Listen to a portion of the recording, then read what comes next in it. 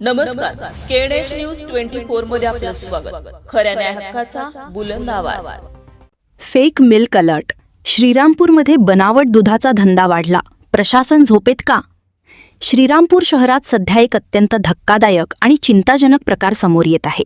शहरात आणि परिसरात केमिकलयुक्त नकली दुधाच्या विक्रीचा मोठ्या प्रमाणावर उद्रेक झाल्याची चर्चा सर्वत्र सुरू असून यामुळे नागरिकांच्या आरोग्याचा प्रश्न गंभीर बनला आहे. दुधाळ जनावरांची संख्या मर्यादित असताना बाजारात मोठ्या प्रमाणावर दूध उपलब्ध होत असल्यामुळे हे दूध खरोखर नैसर्गिक आहे की रासायनिक पदार्थांपासून तयार केलेले बनावट दूध आहे याबाबत संशय व्यक्त केला जात आहे. या कथित नकली दुधामुळे लहान बालके, ज्येष्ठ नागरिक तसेच आजारी रुग्णांच्या आरोग्यावर गंभीर परिणाम होऊ शकतात. दूध हा आपल्या दैनंदिन आहारातील अत्यंत महत्त्वाचा घटक असल्यामुळे त्यामध्ये भेसळ झाल्यास त्याचे दुष्परिणाम थेट शरीरावर होतात.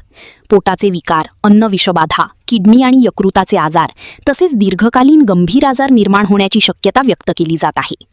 या पार्श्वभूमीवर श्रीरामपूरमधील ज्येष्ठ सामाजिक कार्यकर्ते रियाज खान पठाण यांनी प्रशासनाचे लक्ष वेधले आहे.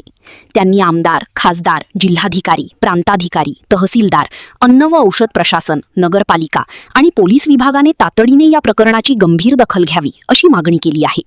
नागरिकांच्या आरोग्याशी खेळ करणाऱ्यांवर कठोर कारवाई करून बनावट दूध तयार करणाऱ्या आणि विक्री करणाऱ्या टोळ्यांचा शोध घेऊन त्यांच्यावर फौजदारी गुन्हे दाखल करावेत अशी ठाम भूमिका त्यांनी मांडली आहे.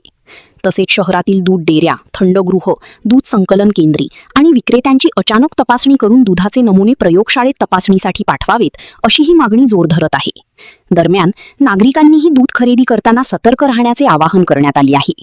संशयास्पद दूध किंवा दुग्धजन्य पदार्थ आढळल्यास तात्काळ संबंधित प्रशासनाकडे तक्रार करावी असेही सांगण्यात आले आहे. श्रीरामपूरमधील नागरिकांच्या आरोग्याचा प्रश्न आता ऐरणीवर आला असून प्रशासनाने वेळ न दवडता ठोस कारवाई करणे अत्यावश्यक बनले आहे. या प्रकरणात प्रशासन किती लवकर आणि किती कठोर पावले उचलते याकडे सर्वांचे लक्ष लागले आहे. अशाच ताज्या आणि महत्त्वाच्या बातम्यांसाठी पाहत रहा केएनएच न्यूज 24.